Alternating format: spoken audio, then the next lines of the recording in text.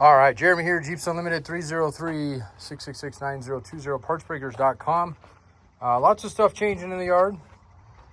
Big order that we just got in, or incoming order. It took us about 10 months to gather everything up, and then once we had it, we knew we had a full load, we went out and grabbed everything. So it takes us a while to do these. They're just getting harder and harder and harder to get. We do get them locally still when we can, but just the volume that we can do in this yard, always, it just, we'll sell them as quick as we can. So when you dismantle something and you only get one of each of those, you can kind of see. And so the space out here, we do have 7 acres, is a nice space we have, upper and a lower lot. We actually live on the property. But that's not why you came here. You obviously came here either for this one or maybe another tub. You're just checking us out or whatnot. So right off the bat, you can see it's a Laredo. I always point that out because on the Laredo tub or Renegades or, what are all the YJ's had a whole bunch of additions. But because of that, you'll have a couple things that you may not have on yours, and you may have it. It just depends. Not all were the Laredos. Some of the sport packages had the upgraded flares, which is like a kind of a facade. I mean, it's a step, but it's kind of a weird step. But they look cool, and if you're running them, this is already set up for that. That's where the holes are on the bottom. Those are all factory holes.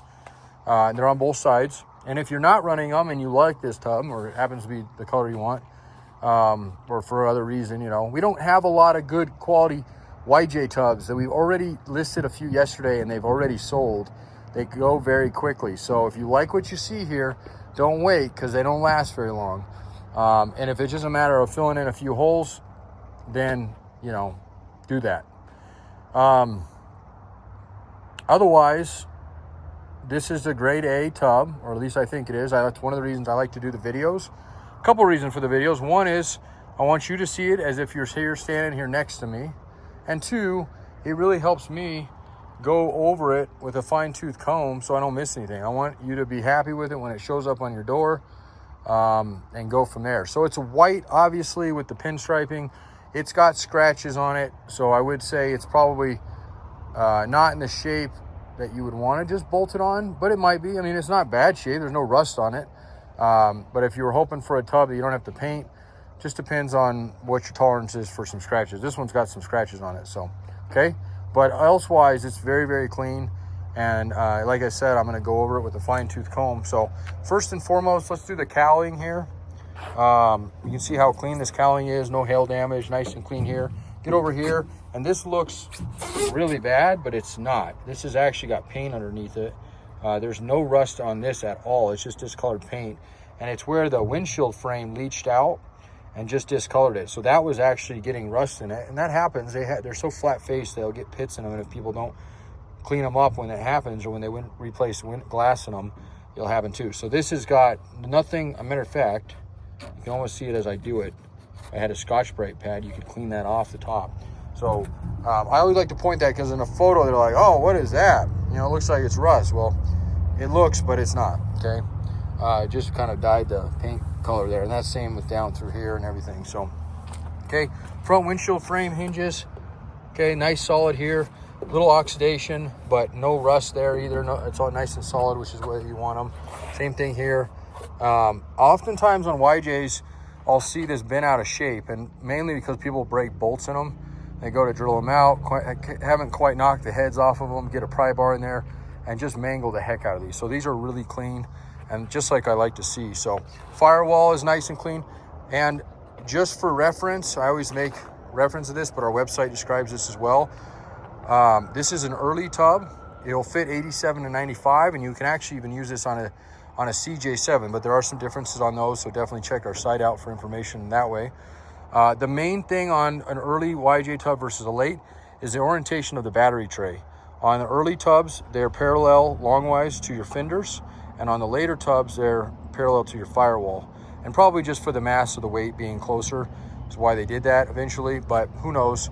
But it is a change on them. So if you're using a early on a late or late on an early, the quickest thing to do and the easiest thing is just to get a battery bracket that matches whatever year you're going. But it's not hard to adapt them. They're just nut certs. I mean, you can get onto the back side and do that setup. That's that way there. So, and then this one, there's a couple. So anytime we see anything, whether it be damage or modification, I'm going to point it out. And this is a modification right here. So it looks like maybe they popped their heater core hoses higher up, which who knows, or maybe they had something else, wires, but this has definitely been modified slightly.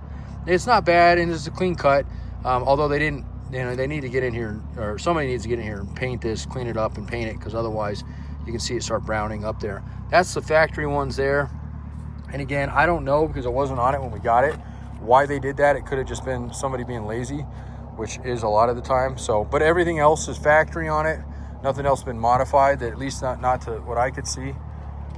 Coming down the sides here, both sides, again, same holes on the other side for those flares. And to give you an idea on maybe, I was going to see, we had a YJ over there. I think we pulled them all. I don't think any of them are on it anymore. Yeah, they've all been pulled. Anyway, I can show you a picture of what that would look like. But the back area, nice and flat back here. The wheel well area, not only clean, rust-free, but nice and straight, not all mangled up. And then one really important part is, at least as far as the top goes, is how clean the roll bar, I call them the pad where the feet go. So you got them here, that's what your discoloration there is. And they, just because they painted, back in the day, they painted with the factory roll bar in it, so that's why you get that, why is it bare metal look there? Well, that's because of that. They painted them with the roll bars in them. But these are solid, okay? Not only are they solid, but there's no broken bolts, so you don't have to clean up any of this stuff. You can see the little foam they put in here for insulation. This is something I would definitely paint, because it's just bare metal right now, and especially, we don't have rust around here because we don't use salt on the roads. But if it's going to be going into an area like that, I would definitely get those areas covered. And same there, nice clean holes. I'm making my tub all muddy. Just clean this thing. Anyway, floorboards, beautiful. Front and rear, both, I mean, look at that, gorgeous. And all original. I mean, that hasn't been painted or lined. Look at all the, crap. Okay, don't look at my footprints. I just washed this thing, so. All right, that's about it as far as the top goes. And then let's talk about the bottom, because bottom is ultimately one of the main reasons people replace tubs, because they're facing rust. And it's one thing to have to do panels. I mean, there's a level of difficulty to do it and do it right, but ultimately it's sheet metal, and it's fairly easy to do up the top side. Where it becomes a challenge, whether you want to fix a tub or move away from the tub, really depends on how bad the top is and how bad the bottom is. The bottom is usually the deciding factor. How bad are those torque boxes that hold this body to the frame? And in most cases that, you know, a lot of times, especially Midwest, East Coast, coastal Jeeps, they're so trashed down, there's nothing there to fix. So you can't even, nothing attached to you. You're just chasing your tail for the rest of the Jeep's life. So, and lastly, if you see there's a little bit of a entryway color there, those were factory. It probably had, and this one might have been just this color, it probably had a entryway guard on it, and that was maybe the 3M tape. So that will come off, and it may have just been somebody maybe it may have something there so people weren't dragging into it and scratching the paint up. So, but everything on it, like I said, this is, if we were going off of just strictly the top, even with that slight minor thing on the firewall, and we'll have to see how the bottom looks here shortly, but definitely a solid A on this tub. And no wear on, let me see if a lot of times the seat brackets start cracking on these. And I would say 90% of the time they do. This one might just be hair lining. And I tell everybody this, the reason this happens is they get loose and they start rocking. And instead of people getting in here and tightening them right away, they don't. This one's actually clean, but it's starting to, just something to keep in mind. I don't think that needs to be touched, but I definitely would just keep mindset that, hey, I gotta make sure my seat brackets don't get loose, because they're just by design, they kind of have a pendulum kind of effect to them, and braking and going, especially if you're always on it, would just loosen those up over time. So the metal flexes, the bolt gets loose, and that's how it happens. So I'm gonna pause the video real quick, flip it up on its side, and then show you the bottom. All right, look at that beauty. Just like we wanted. Okay, so first and foremost, most of the black you see that's on the bottom of this tub is factory. They did an underlayment from the factory, and it's a good, I wouldn't, unless you're blasting the tub, a lot of people do, I wouldn't go to town on trying to get that stuff off. I would coat it more, because they do an okay job, but there's definitely some areas. That helps immensely with insulation in the Jeep and sound deadening and stuff. So The only thing you could do is add to it. You could add some of the wheel wells, even go up further with it up here, and maybe even thicken it up in some areas it's worn. But other than that, I wouldn't peel it off and leave it off, because you would be surprised at how deafening the sound can be in one of these when you don't have some of that rubberized stuff on it, okay? And again, that's all factory. But the most important thing down here are gonna be areas that your frame attaches to your tub. And there's 10 of them total on the tub side, and then there's one at the front. Obviously, we don't have that one on here because it has, there's not a front clip on it, okay? So let's go over those real quick, and then we'll do everything else. We'll just scope it out, okay? So we got, I always count them off, nice clean threads, 1 there, 2, nice clean shiny threads, 3, and just look at the torque boxes, beautiful, absolutely stunning. And even more so here, this is an area they love to rot.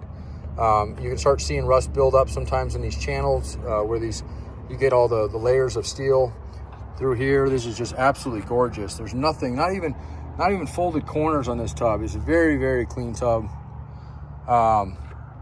Excellent shape. So anyway, I lost my train. So 1, 2, 3, and then you got 4, 5, nice clean, okay. 6, and I'm showing you, not only is it nice and clean, but there's another